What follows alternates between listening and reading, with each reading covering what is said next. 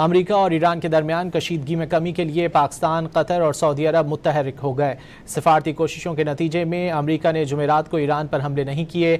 امریکی web site ایکزیوس کے مطابق ثالثوں کی کوشش ہے کہ فریقین کے درمیان تکنیکی مذاکرات جلد از جلد شروع کیے جا سکیں، جبکہ ٹرمپ کی پوری توجہ آبنہ ہرمز کھولنے پر ہے اور وہ ایران کے ساتھ مکمل جنگ میں واپس جانے کے خواہش مند نہیں۔